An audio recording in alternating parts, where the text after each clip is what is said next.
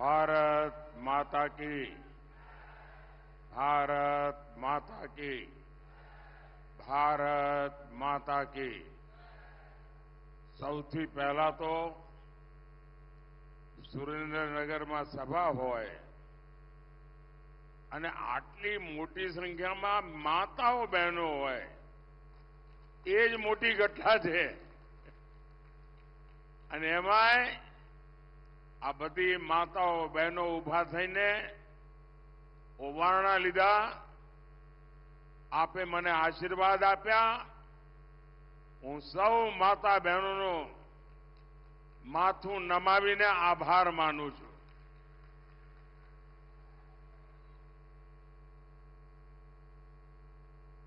આપણું સુરેન્દ્રનગર મજામાં ને? હાગડે ઠઠ ને બધું? હા, આમ જોરમાં તો લાગો છો બધા.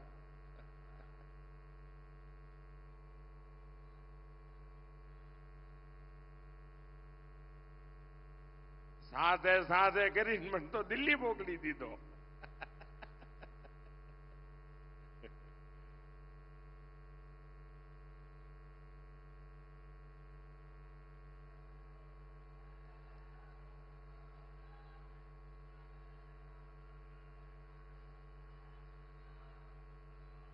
એકવાર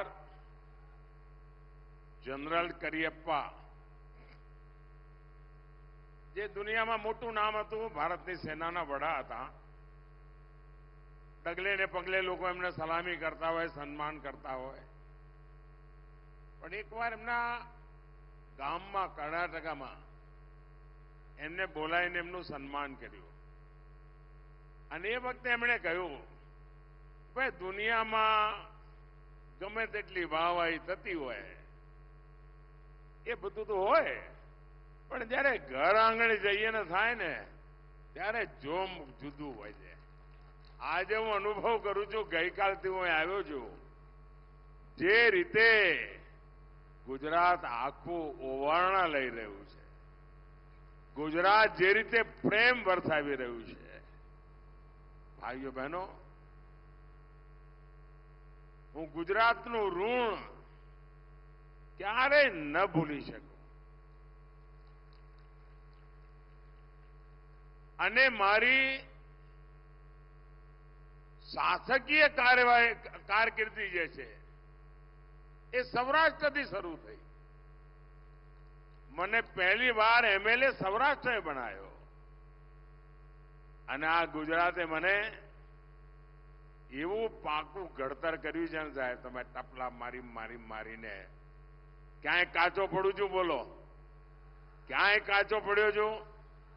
ક્યાંય ઊણો ઉતર્યો છું? તમારું માથું ઊંચું ન થાય એવું કર્યું છે કે નથી કર્યું? છાતી તમારી 56 નહીં થાય એમ કર્યું છે કે નથી કર્યું? પણ એનું કારણ મોદી નથી હો, એનું કારણ તમારા આશીર્વાદ છે, એનું કારણ તમારા પ્રેમ છે. અને ભાઈઓ બહેનો, આપણે નાનું વિચારતા નથી, નાનું કરતા નથી. સ્ટેચ્યુ બનાવ્યું તો દુનિયાનું મોટામાં મોટું, સ્ટેડિયમ બનાવ્યું તો દુનિયામાં મોટામાં મોટું. એટલે કાચું કઈ કરવાનું જ નહીં. અને હવે 25 વર્ષનું લક્ષ્ય લઈને આપણે નીકળ્યા છીએ. અને વિકસિત ભારત, જ્યારે ભારતની આઝાદીના 100 વર્ષ થાય ત્યારે હિન્દુસ્તાન દુનિયામાં વિકસિત દેશ હોય. અને દુનિયામાં ભારત વિકસિત દેશ હોય એનો અર્થ કે આપણા ગુજરાતે તો 5 વર્ષ વહેલા વિકસિત થવું પડે ભાઈ. એટલે ભૂપેન્દ્રભાઈના નેતૃત્વમાં આપણે તેજ ગતિથી વિકસિત ગુજરાત, વિકસિત ભારત માટે બનાવવું છે. અને એના માટે ચાહે દિલ્હી હોય કે ગાંધીનગર, આપણે સાથે મળીને 140 કરોડ દેશવાસીઓના સપના પૂરા કરવા છે. પણ એના માટે તમારે મોદીને કાયમ મજબૂત કરવો જ પડે હો. ખરું કે નહીં? પેલી દીકરી ફોટો લઈને આવી બેઠા બેઠા થાકી જઈ. મેં જોઈ લીધો. હા, શાબાશ. શાંતિથી સાંભળ બેટા, આપણા ઘરની જ વાત છે.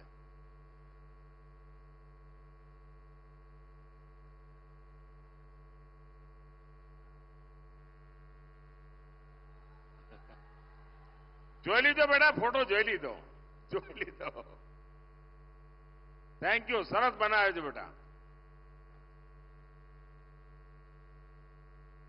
વિકસિત ભારત બનાવવું હોય, વિકસિત ગુજરાત બનાવવું હોય અને તમારો ઘરનો દીકરો દિલ્હીમાં બેઠો હોય તો એને મજબૂત કરવાની જવાબદારી ઘરવાળાઓની ખરી કે નહીં ભાઈ? તમે મારા બધા પરિવારજનોની ખરી કે નહીં? હવે 26 તમે આપો એ તો બરાબર છે ભાઈ. તમે 14 આપી ને 19 આપી, પણ આ વખતે તો મારે કંઈક વધારે જોઈએ છે. આપશો? જરા હાથ ઉપર કરીને કહો આપશો. પણ એના માટે મહેનત કરવી પડે હો. આ 7મી તારીખ સુધી પગવાળીને બેસવાનું જ નથી. અને મારે તમારી પાસેથી 2 ચીજ જોઈએ. આપશો? હજુ મેં કહ્યું નથી ને તમે તો હા પાડી દીધી. ભારે વિશ્વાસ છો તમારો મારા ઉપર. એક, મતદાનના જેટલા પણ રેકોર્ડ હોય તમારા ગામમાં, તમારા બૂથમાં, એ બધા રેકોર્ડ તૂટવા જોઈએ અને એના કરતા વધારે મતદાન થવું જોઈએ. કરશો? કરશો? પણ એનો એક રસ્તો બતાવું. કરવું હોય તો કેવી રીતે કરાય? 10 વાગે પહેલા દરેક બૂથમાં 25 લોકો અથવા 30 મતદારો થાળી વગાડતા વગાડતા, ગીત ગાતા ગાતા, જેમ પ્રભાતિયા ગાય ને એવી રીતે મતદાન મથકે જાય. આખા બૂથમાં લોકશાહીનો ઉત્સવ ઉજવાય અને 10 વાગ્યા સુધીમાં આવા 30 સરઘસ નીકળે. ઓછામાં ઓછા 30 સરઘસ, દરેકમાં 30 મતદાર, અને જઈને આપણે મત આપીએ તો તમે જોઈ લેજો બાપુડી, એ પાકે પાયે તમારું મતદાનના રેકોર્ડ તૂટી જાય. બીજું કામ, આપણે આ વખતે બધા પોલિંગ બૂથ જીતવા છે ભાઈ. એકે પોલિંગ બૂથ હારવાનું જ નહીં. એકે પોલિંગ બૂથમાં ભાજપનો ઝંડો ઝૂકવા ના જોઈએ. મંજૂર? કરશો બધા?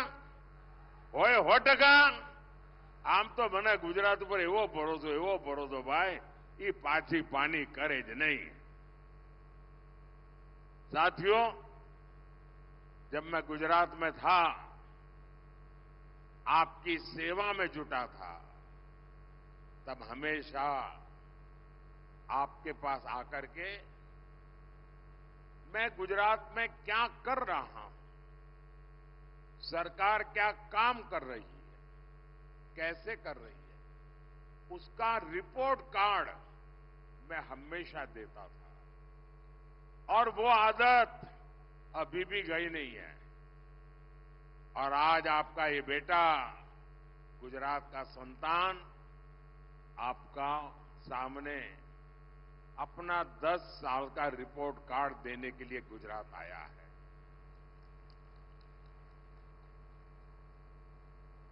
स्कूल में कितने ही नंबर क्यों ना आते हो, 100 में से 99 आए हो, लेकिन जब तक वो बच्चा घर में आपके अपने माँ बाप को अपना रिपोर्ट कार्ड नहीं दिखाता ना, उसको आनंद नहीं आता है.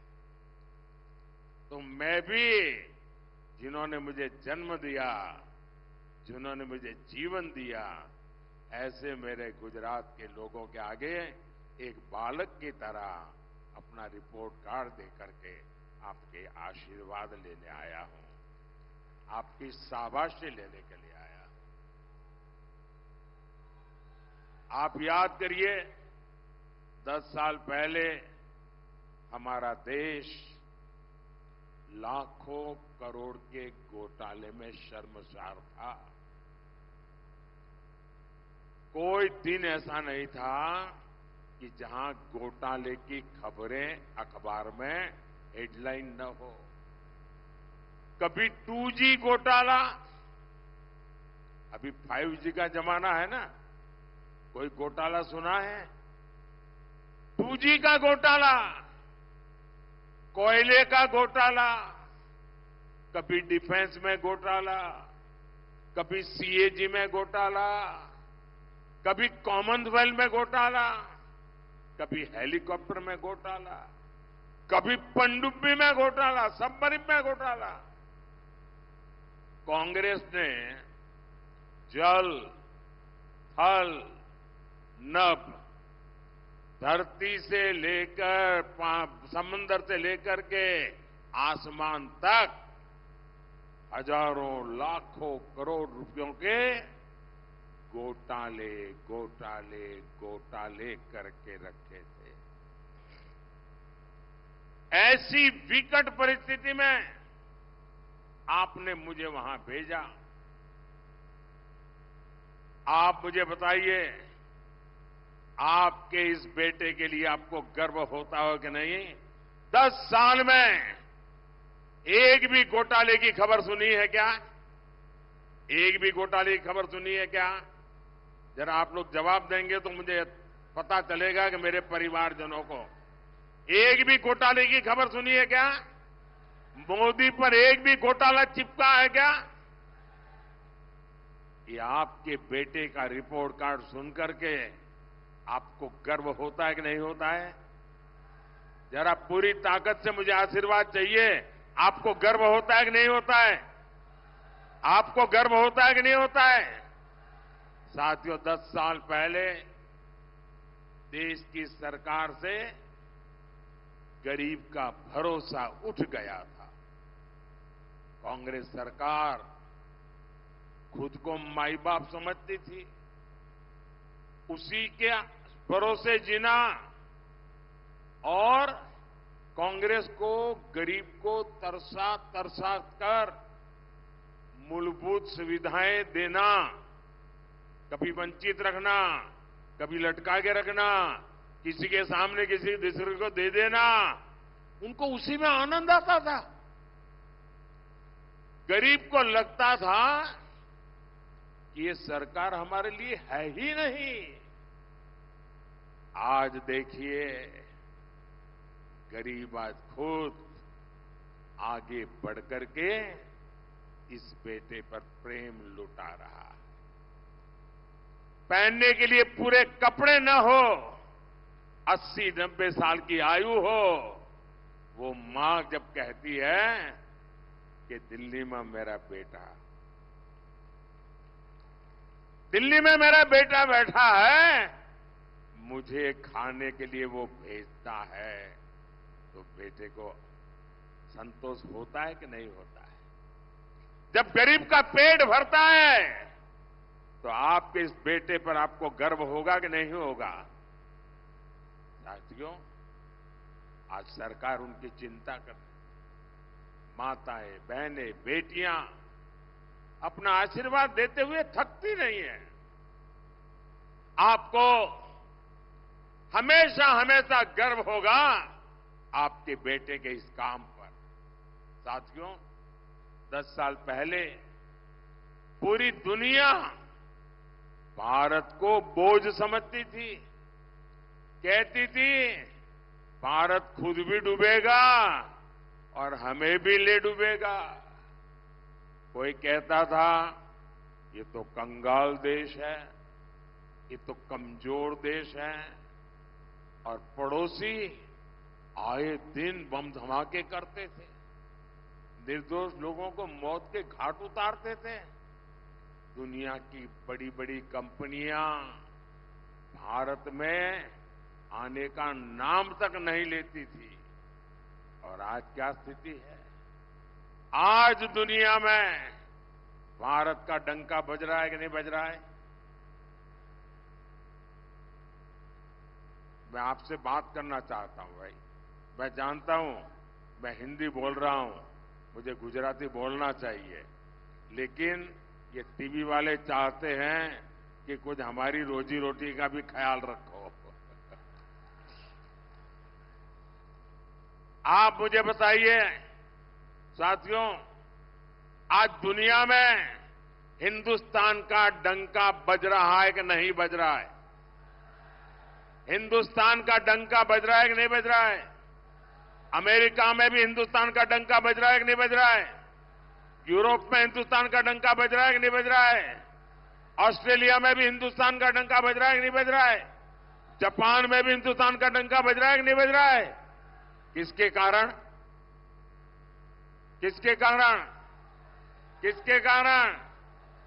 किसके कारण? किसके कारण? ये मोदी के कारण नहीं है, ये आपके एक वोट के कारण है। ये आपके वोट की ताकत है कि आज मोदी वहां बैठा है और दुनिया में हिंदुस्तान का डंका बज रहा है।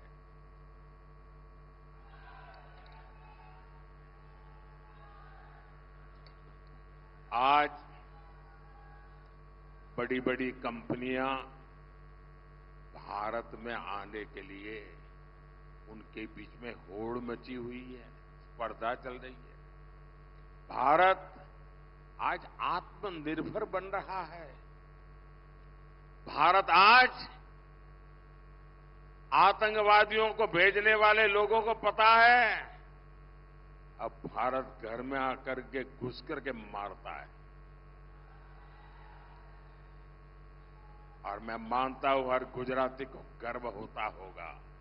साथियों, 10 साल पहले भारत दुनिया की 11 नंबर की अर्थव्यवस्था थी। दुनिया में हमारा नंबर 11 था। दुनिया भी सोचती थी कि जैसे तैसे भारत की गाड़ी चल रही है, इससे ज्यादा अच्छा ये देश कर ही नहीं सकता है, हो सकता है वो और लुढ़क जाएगा।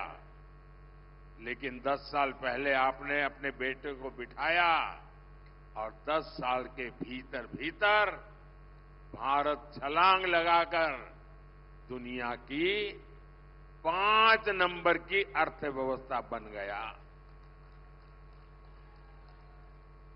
पूरी दुनिया चौंक गई। कोरोना के समय जब बड़े बड़े देशों की अर्थव्यवस्था हिल गई, एक अकेला भारत था जो मजबूती से डटा हुआ था।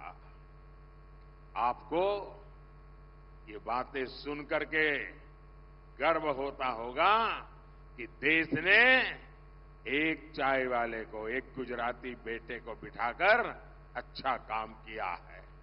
साथियों, हार की हताश में कांग्रेस ने देश को, समाज को बांटने का अभियान तेज कर दिया है। अयोध्या में 500 साल के बाद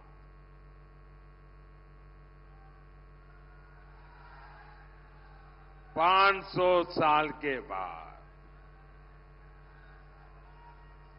हमारे पूर्वजों की आत्मा जहां भी होगी ना, हमें आशीर्वाद देती होगी। आप मुझे बताइए, देश आजाद होने के दूसरे दिन राम मंदिर का काम होना चाहिए था कि नहीं होना चाहिए था? ये कांग्रेस वालों ने वोट बैंक के खातर लटकाए रखा, रोड़े अटकाए, उसके खिलाफ खेल खेले। अयोध्या में 500 साल के इंतजार के बाद भव्य राम मंदिर बना। आपको अपने बेटे पर अब भरोसा है ना? भरोसा है ना? जो कहेगा वो करता है ना? 500 साल का इंतजार खत्म हो गया साथियों। लेकिन कमाल देखिए, राम मंदिर के ट्रस्टियों ने घर जाकर के कांग्रेस के लोगों को निमंत्रण दिया कि आप भी आइए प्राण प्रतिष्ठा में, आपकी पुरानी सारी गलतियां माफ कर देते हैं, आइए हम बुलाते हैं। लेकिन कांग्रेस और उसके चेलों को, चट्टे बट्टे को ये निमंत्रण मंजूर नहीं था। उन्होंने निमंत्रण को ठुकरा दिया, ठुकरा दिया। भाइयों बहनों, राम मंदिर का निमंत्रण ठुकरा देना कितना उचित है मैं समझ नहीं पाता हूं। अब कांग्रेस ने हिंदुओं की आस्था में भी भेद करने का दुस्साहस शुरू किया है। कांग्रेस के अध्यक्ष श्रीमान मल्लिकार्जुन खड़गे जी, उन्होंने एक बड़ा गंभीर विषय छेड़ा है और उन्होंने कहा है भगवान राम और भगवान शिव, उसके संबंध में बड़ा खतरनाक बयान दिया है। और वे बदिरादे से दिया गया हुआ स्टेटमेंट है। हिंदू समाज को बांटने के लिए खेल खेला गया है। वो राम भक्तों को और शिव भक्तों में भेद देखते हैं, भेद करते हैं और भेद करके लड़ाना चाहते हैं। हजारों हजारों साल से चली आ रही हमारी महान परंपरा, राम हो, कृष्ण हो, शिव हो, अरे मुगल भी इसे तोड़ नहीं पाए थे मल्लिकार्जुन जी। अब कांग्रेस तोड़ना चाहती है। तुष्टीकरण के लिए कांग्रेस और कितना नीचे जाएगी। और कांग्रेस के लोग सुन लें,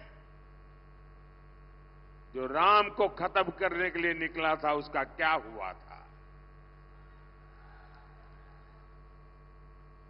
और उनके एक शाहजादे ने महीने भर पहले कह दिया था कि मैं इस देश में शक्ति का विनाश करके रहूंगा। ये शक्ति स्वरूपा मेरी माताएं बहनें बैठी है। हम शक्ति के उपासक हैं। कोई अंबा की उपासना करता है, कोई चामुंडेश्वरी की करता है, कोई चोटीला के पगडंडी पर जाकर के ऊपर जाकर के मां चामुंडेश्वरी का, कभी दुर्गा का, कभी काली का, कभी लक्ष्मी का, कभी सरस्वती का, हम शक्ति की उपासना करते हैं। और शाहजादे ने कह दिया था कि मैं शक्ति का विनाश करूंगा। और जो शक्ति की उपासना करने वाले लोग हैं, क्या वो शक्ति का विनाश करने वालों को कभी स्वीकार कर सकते हैं क्या? जो शिव और राम को लड़ाने की बात करते हैं, वो कभी स्वीकार कर सकते हैं जी? हम तो वो लोग हैं जिन्होंने शिव जी के सामने कमल पूजा करके अपने सिर काट करके रख दिए थे जी। ये क्या कर रहे हैं लोग? साथियों, कांग्रेस हमेशा से रॉन्ग डिलीवरी वाली पार्टी है। देश को आजादी दिलानी थी, लेकिन उन्होंने बंटवारा कर दिया। देश का विकास करना था, लेकिन जो था वो भी लूट लिया। गरीबों का पैसा गरीबों को जाना था, लेकिन कांग्रेस की तिजोरी में पहुंचा। अब एससी, एसटी, ओबीसी के हक का आरक्षण हमारे दलित, हमारे आदिवासी, हमारे बख्शीपंथ के भाई बहन, उनको जो आरक्षण मिला है, जो बाबा साहब आंबेडकर ने दिया है, जो भारत के संविधान ने दिया है, ये आरक्षण भी अब एससी, एसटी, ओबीसी से लेकर के धर्म के आधार पर मुसलमानों को डिलीवर करना चाहते हैं। पिछले 3 दशक से कांग्रेस लगातार ऐसी कोशिश कर रही है। कांग्रेस ने कर्नाटका में रातों रात एक फतवा निकाला, एक पेपर निकाला, थप्पा मार दिया और कह दिया कि कर्नाटका में जितने भी मुसलमान हैं वो सबके सब ओबीसी है। हुआ क्या? ओबीसी कोटा में जो आरक्षण था उसमें से बहुत बड़ा डाका डाल दिया, लूट लिया और ओबीसी का आरक्षण उधर चला गया। ये खेल खेलते जी। और इस बार कांग्रेस का मैनिफेस्टो, घोषणा पत्र, उसमें अगर आप देखेंगे पहली नजर में ही लगता है कि उनके मैनिफेस्टो पर मुस्लिम लीग की छाप है। कांग्रेस का पंजा नहीं है, उस पर मुस्लिम लीग का पंजा है। साथियों, जब से मैंने एससी, एसटी, ओबीसी के खिलाफ कांग्रेस की सच्चाई को देश के सामने रखा है, कांग्रेस संतुलन खो चुकी है, बौखला गई है। कांग्रेस झूठ पर झूठ बोले जा रही है और इसलिए मैं भी कांग्रेस को 3 चुनौतियां दे रहा हूं। હું 3 પડકાર ફેંકું છું કોંગ્રેસ સામે। મારા 3 પડકાર છે અને શાહજાદામાં હિંમત હોય, કોંગ્રેસમાં હિંમત હોય, એમના ચટ્ટા બટ્ટાઓમાં હિંમત હોય તો एक चाय वाले का बेटा मुकाबला करने के तैयार है। मारो पहलो પડકાર कांग्रेस લખીને બાંયધરી આપે કે એ ભારતના બંધારણમાં કોઈ છેડછાડ નહીં કરે, ભારતના બંધારણને નહીં બદલે। कांग्रेस લખીને આપે, બાંયધરી આપે કે બાબા સાહેબ આંબેડકરે જે આરક્ષણ આપેલ છે એને ધર્મના આધાર પર દલિતો, આદિવાસીઓ પાસેથી લૂંટીને, બક્ષીપંચ પાસેથી લૂંટીને મુસલમાનોને આરક્ષણ નહીં આપે। અને મારો ત્રીજો પડકાર છે कांग्रेस લેખિતમાં બાંયધરી આપે કે એ દલિતોને, આદિવાસીઓને, બક્ષીપંચ સમાજ, ઓબીસીને જે આરક્ષણ મળ્યું છે તે, સામાન્ય સમાજના ગરીબોને જે આરક્ષણ મળ્યું છે તે, એમાંથી ક્યારે ઝૂંટવી લેવાનો પ્રયાસ નહીં કરે।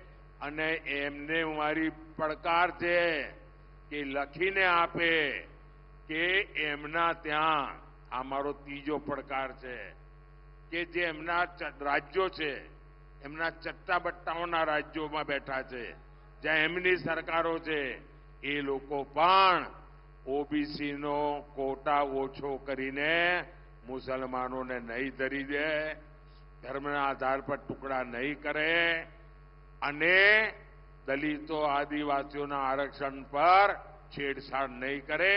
આ મારા 3 પડકારો આ કોંગ્રેસના શાહજાદાને અને એમના બધા મળતિયાઓનો છે। કેટલાય દાડાથી બોલી રહ્યો છું। मेरी चुनौतियों के बाद से कांग्रेस को सांप सूंघ गया है। मैंने 23 अप्रैल को पहली बार कांग्रेस को ये 3 चुनौतियां दी थी। आज से 9 दिन हो रहा है, आज तक कांग्रेस की तरफ से मुंह पे उनको ताला लग गया है और बात बदलने के लिए संविधान लेकर के नाच रहे हैं मंच पे बैठ करके। अब संविधान आपको नहीं बचाएगा, आपने संविधान की पीठ में छुरा भोंका है। इसका मतलब साफ है, कांग्रेस की नीयत में खोट है। भाइयों और बहनों, અને સંવિધાન માટેની મારી લાગણી, મારું સમર્પણ કેવું છે એ તો તમને સુરેન્દ્રનગરવાળાને બરાબર યાદ હશે।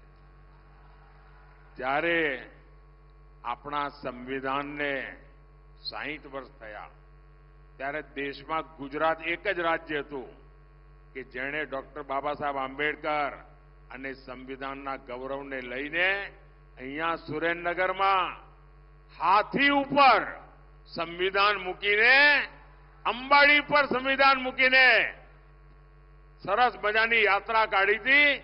અને એ વખતે ગુજરાતનો મુખ્યમંત્રી નરેન્દ્ર મોદી પગે ચાલતો હતો અને સંવિધાન હાથીની અંબાડી પર હતું. આ સંવિધાનનું સન્માન છે અમારા માટે. તો કોંગ્રેસનું ઘોષણાપત્ર દરેક બિંદુ પર તુષ્ટિકરણ, તુષ્ટિકરણ અને તુષ્ટિકરણ પર ચાલી રહ્યું છે.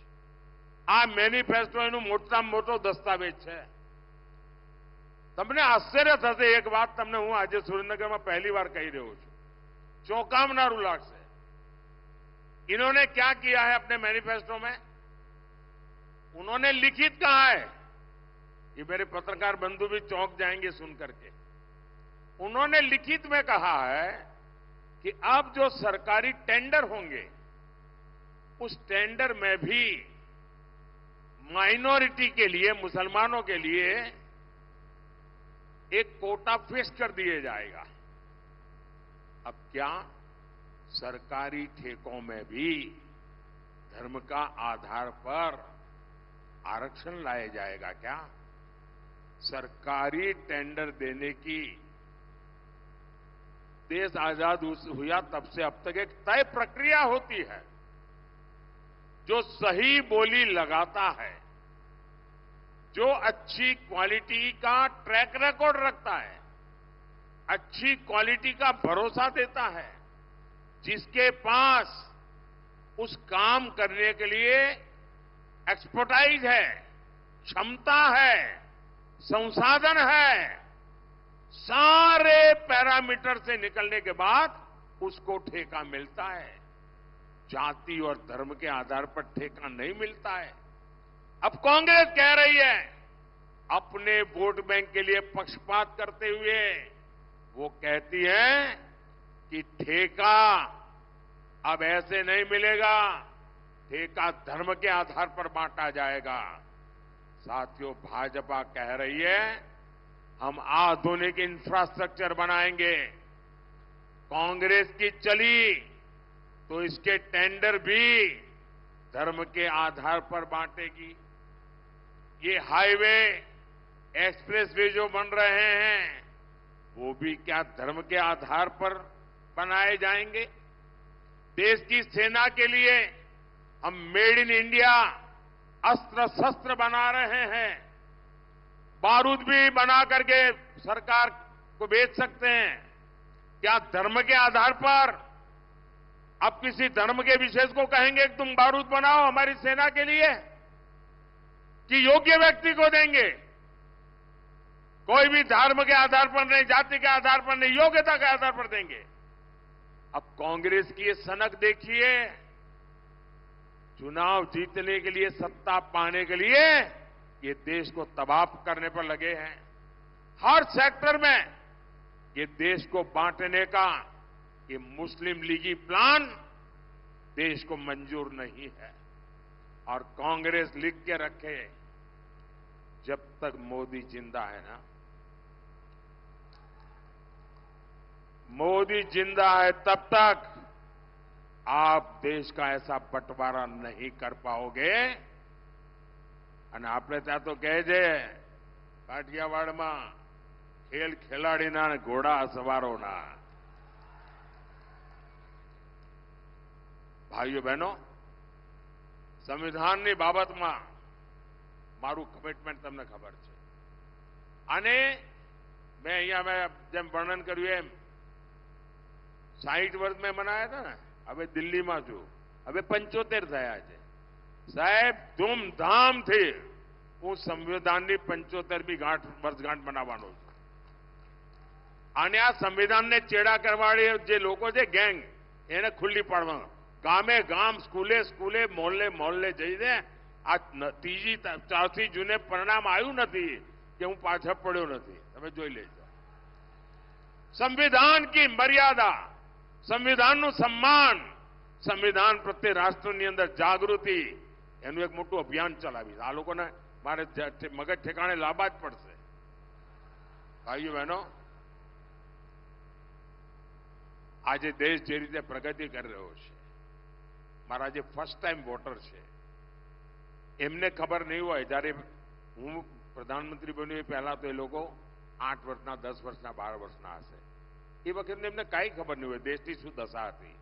મારે મારા ફર્સ્ટ ટાઈમના વોટરોને કહેવાનું છે કે તમે તો ગૂગલ ગુરુ વાળા વિદ્યાર્થીઓ છો, તો તમે બધા ગૂગલ ગુરુના શિષ્યો છો. જરા ગૂગલ પર જઈને 2012, 13, 14ના જરા છાપા જોઈ લેજો. એ દિવસોને યાદ કરજો. આપણે હવે દેશને ત્યાં નથી લઈ જવો. મારા પહેલા વખતના જે મતદારો છે, તમારો પહેલો વોટ દેશના નામે જ હોવો જોઈએ, દેશના ભવિષ્ય માટે હોવો જોઈએ. ભાઈઓ બહેનો, રાજકોટ હોય, ભાવનગર હોય, ખૂબ મોટી માત્રામાં ઔદ્યોગિક વિસ્તાર, એના માટે આપણે કામે લાગ્યા છીએ. ભૂપેન્દ્રભાઈએ કહ્યું એમ, સેમી કન્ડક્ટર દુનિયાના 4-5 દેશોમાં છે.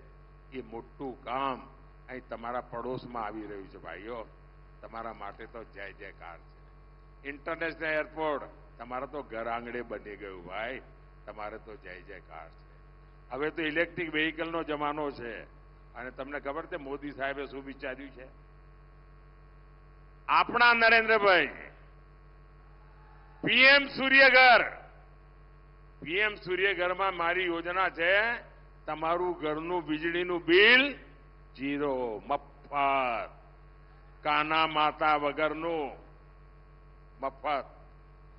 સૂર્યઘર યોજનાથી સોલાર પેનલ લાગશે, તમે વીજળી પેદા કરશો. એટલું જ નહીં, જે વધારાની વીજળી છે એ સરકાર પોતે ખરીદી લેશે. એટલે તમારા ઘરમાં વીજળી તમે હવે આજે બિલ આપો છો ને, હવે તમે વીજળી વેચીને કમાણી કરી શકશો. આ તમારા નરેન્દ્રભાઈ આપવાના છે. એટલું જ નહીં, આજે તમે ગાડીઓ ચલાવો છો ને, પેટ્રોલ ડીઝલનો ખર્ચો કરો છો, સાહેબ એ પણ મારે 0 કરી દેવાનું છે. મફતમાં તમારી પેટ્રોલ ડીઝલની ગાડીઓ તમારી ચાલે, મફતમાં, મફત, કાના માતા વગરનું. અને એનો ઉપાય કેવો? જે સોલાર એનર્જી લાગશે, ઇલેક્ટ્રિક વેહિકલ આવવાનો છે જમાનો, પેટ્રોલ વગેરે વેહિકલ જતા રહેશે. તમારા ઘરમાં જ તમે રાત્રે સ્કૂટી હોય, સ્કૂટર હોય, ગાડી હોય, રાત્રે ચાર્જ કરી દેવાની. સોલાર એનર્જી દિવસભરની પડી હોય અને બપોડી ચલાય કરો. અમદાવાદ જઈને આટો મારીને આવે, 1 રૂપિયો ખર્ચો નહીં. બોલો, લહેરમ લહેર જ છે કે નહીં? હે, 2 હાથમાં લાડવા છે કે નહીં? આ તમારો નરેન્દ્રભાઈ 5 આંગળી ઘીમાં કરાવી દે કે નહીં? અને એટલા માટે મારે બધા પોલિંગ બૂથ જીતવા છે, પાકો. અને અમારા જે ઉમેદવારો છે આ ચૂંટણીમાં, એ અમારા સુરેન્દ્રનગરના ભાઈ શ્રી ચંદુભાઈ શિહોરા, અમારા નિવડેલા કાર્યકર્તા, અમારા ડોક્ટર સાહેબ પણ મેં પરાણે ચૂંટણી લડાઈ હતી ગયે વખતે. એ તો રાજકારણનો જીવ જ નથી, પરાણે લઈ ગયો તો. પહેલા તો એકવાર વિધાનસભામાં 2 ચપ્પલ ઘસી નાખ્યા હતા, પણ અમારા ડોક્ટર સાહેબ તૈયાર જ ના થાય, માંડ કરીને લોકસભા માટે તૈયાર થયા હતા. અને હવે અમારા ચંદુભાઈ આપણા ઉમેદવાર બન્યા છે. ભાવનગરમાં અમારા નીમુબેન બામણિયા ભારે બહુમતથી આપ એમને જીતાડો, બધા બૂથમાં જીતાડો. અમારા ભારતીબેન શિયાળના કામનું પાકો પાયો પડ્યો છે અને હવે ભાવનગરમાં અમારા નીમાબેન એને આગળ વધારશે. આપણે બધા બૂથ જીતવા છે અને જીતીને બતાવો. બોલો, ભારત માતા કી, ભારત માતા કી, ભારત માતા કી. बहुत बहुत धन्यवाद.